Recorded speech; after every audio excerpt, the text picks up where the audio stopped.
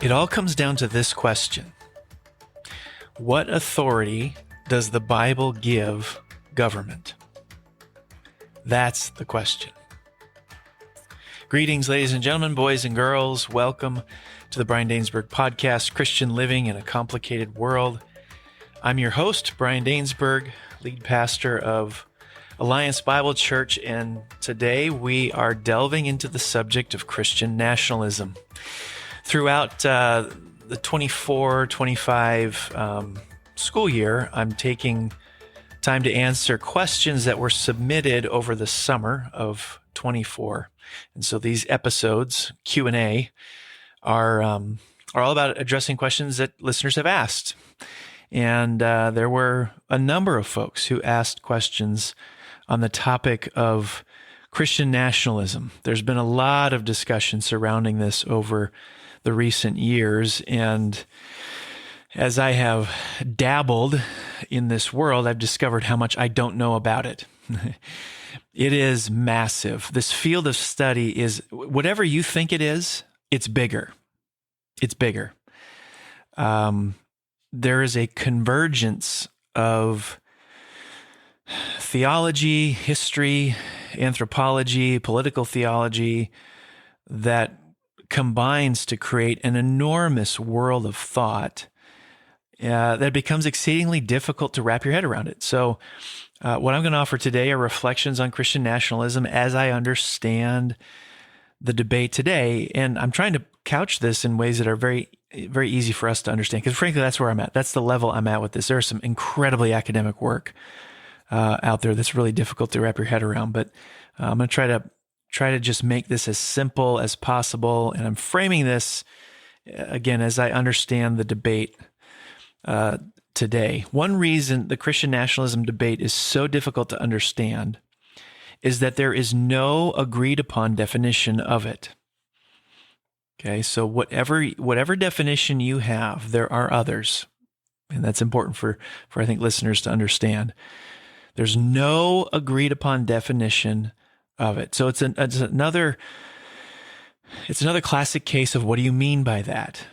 If you're engaged in a conversation with somebody about Christian nationalism, you cannot assume the definition of Christian nationalism they have is the one you have. Therefore, it's very possible you can be talking past each other because you're not using the same definition for that term. Now, the position I hold, which if you're a faithful listener of this podcast, you already know, the position I hold would be labeled Christian nationalism by some, but not others. So how do you even begin to talk about something when nobody agrees as to what it is? How do you even begin to talk about that when nobody agrees what it is? Well, in order to offer anything helpful, I've got to arbitrarily pick a place to start.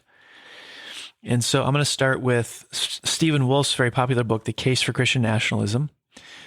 Obviously, he is a self-professing Christian nationalist, but he defines what he means by it. And the main tenets of his argument could be summed up with a syllogism.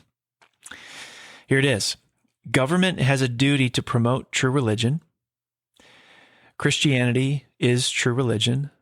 Therefore, government has a duty to promote Christianity. Listen to it again. Government has a duty to promote true religion. Christianity is true religion. Therefore, government has a duty to promote Christianity. Now, what does this form of Christian nationalism mean when it asserts government has a duty to promote Christianity? Well, Christian nationalists of this strand, so when I'm not talking about Wolfe alone, there's a strand of Christian nationalism. He would be within a camp. There's this strand of Christian nationalism. It's very likely they would promote the following. I'm going to give you a list. This strand of Christian nationalism is very likely that they would promote the following. They would promote that the church looks to the state to suppress heresy. Christianity is given official favor by the state. Church and state are formally united. The state takes active interest in cultivating and protecting Christian doctrine. Religious toleration is extended only so far as the religion in question does not disturb sound order. Non-Christians are subject to a form of, potentially, second-class citizenship. You can think about it, how non-Muslims exist in some Muslim nations. And lastly, heretics and non-believers could potentially be punished in some way, shape, or form. So that's what's one particular strand of Christian nationalism. I have found a helpful way to organize my thinking on this is to realize that this strand of Christian nationalism would likely have the government enforce both tables of the Ten Commandments. The first table of the Ten Commandments are, you shall have no other gods before me, you shall not make for yourself an image of God, no taking the name of the Lord in vain, remember the Sabbath day. That's the first table of the Ten Commandments. The second table of the Ten Commandments is, honor father, mother, no killing, no adultery, no stealing, no slander, no coveting. So there's a strand of Christian nationalism out there, and I think Wolf is in this category, but he's not alone. There's a number of people who are in this camp. This strand of Christian nationalism, I think, would enforce church attendance. So if you are a citizen of the nation that has this strand of Christian nationalism at the helm, you would be required by law to attend church, much like, actually, John Calvin's Geneva in the 1500s. So church attendance would not be optional for citizens of a Christian nationalist nation. Now, I think most people would agree that they would like their government to ensure killing is illegal. I'm sure most people would want their government to ensure stealing is illegal. Frankly, in the U.S., we have defamation laws.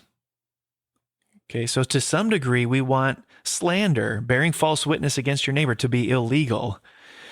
Clearly, we've got at least 3 of the final 6 commandments, the second table, are already ensconced in law in the United States. And I think most Americans like that. But how many would want church attendance at a Christian church to be mandated and enforced by the state?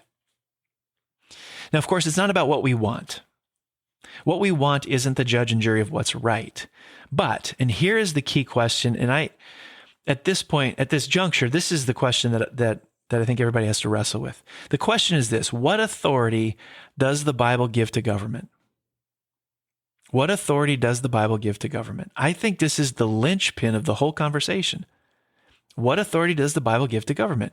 Should government prohibit the public practice of non-Christian religions? Let me ask that question again. Should government prohibit the public practice of non-Christian religions? For example, should government reject building permits applied for to build a Baha'i temple or a Muslim mosque or a Jewish synagogue? More aggressively, should government tear down non-Christian religious structures? Mosques, temples, some churches, some cathedrals. The first table of the Ten Commandments is really vertically oriented. It's about man's relationship to God. Does the Bible give authority to government to police that? There is a strand of Christian nationalism that says, yes, the government should enforce not only how human beings treat one another, but the government should also enforce how human beings treat God and relate to God. Now, I've talked about political theology in previous podcasts. My own personal view is that the Noahic covenant, God's covenant with Noah, is still binding. And in it, there's enough there that establishes the precedent that governments have a responsibility to prosecute crimes against humanity, not crimes against God. It's not the government's job to enforce sound doctrine, but it is the government's job to enforce sound morality. In other words, I don't believe the Bible gives authority to the government to enforce the first table of the Ten Commandments. I think this version of Christian nationalism gives more authority to the government than the Bible does. So in this respect, I'm not a Christian nationalist, but I do believe Christianity should influence government, just not the way this particular strand of Christian nationalism would argue. So on those grounds, critics of Christianity would label me a Christian nationalist. In the Old Testament, we see God holding secular nations accountable, not for their bad theology, but their bad behavior. God clearly has moral expectations of secular nations. That's also implied in Romans 13. The government leaders are there to be God's instruments to promote good and discourage evil. Now, to oversimplify then, I believe God has given government the authority to promote the second table, or at least some portion of the second table of the Ten Commandments, to establish not a common religion, but a common morality. So the difference between someone like me and, say, Stephen Wolfe or others like him would boil down to answering that important question: what authority does the Bible give to government? I believe the Bible gives less authority to government than Wolfe and other classic Christian nationalists would say. Now, another note to think through is what Christian nationalists are after. This particular strand of Christian nationalism, what is it? It's going after really the same thing a non-Christian nationalist is going after. I think one thing we would agree on is that we are going for a transformed society. We certainly do. However, the means employed towards that end would be noticeably different. And I think the extent of that transformation will likely be viewed differently. It should be apparent that this kind of Christian nationalism views government as a key instrument in bringing about a Christian society. A classic Christian nationalist gives more authority to government than I would, and more authority to government than what I believe Scripture does. So for a Christian nationalist, the government plays an important role in bringing about a Christian society.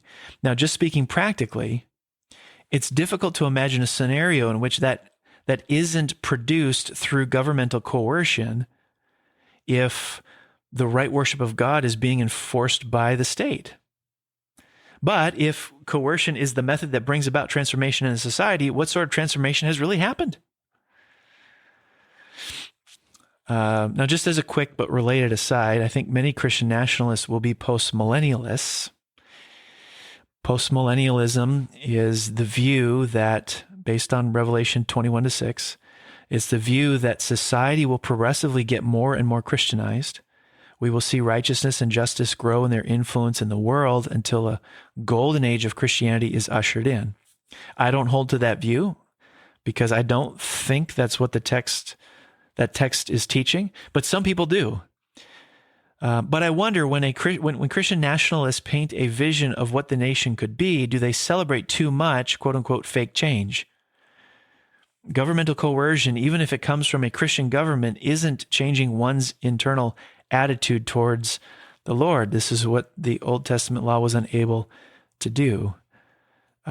Changing one's internal attitude towards the Lord can't come from Christian authoritarianism. I still believe that people are changed when they are changed at the root through conversion and sanctification.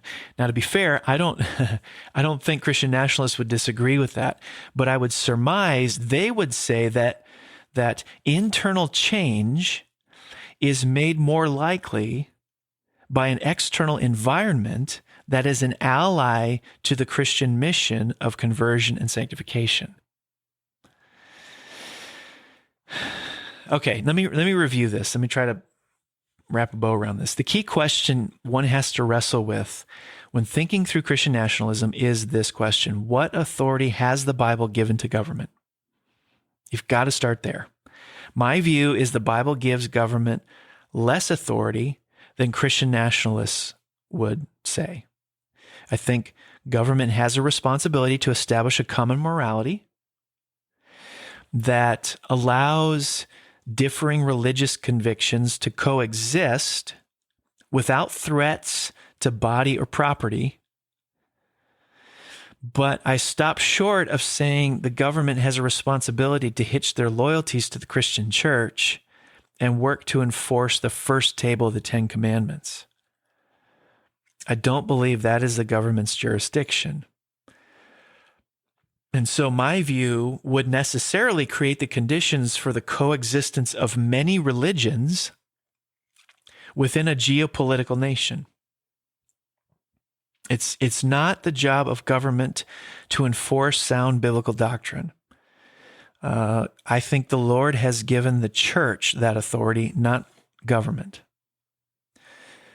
But these religions, again, in my view, you're going to have multiple religions existing within one geopolitical nation.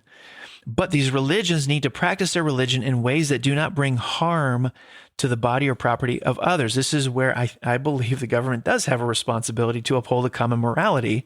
And we already have ensconced in our law 3 of the 6 commandments in the second table.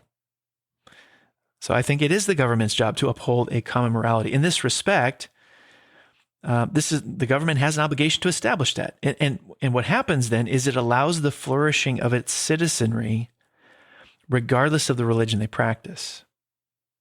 Okay. So again, my view could potentially be labeled Christian nationalist by those, mostly it would be opposed by those who it would be labeled that way mostly by those who oppose Christianity. But it's not a classic definition of Christian nationalism, because Christian nationalism gives more authority to government to enforce and influence in areas that I believe God has not given government, but rather has given to the church. Okay. That's a lot. That's a lot to digest, and there's still so much more to explore with that question, but at least it gives you some food for thought. Thanks for tuning in, and we will see you next time.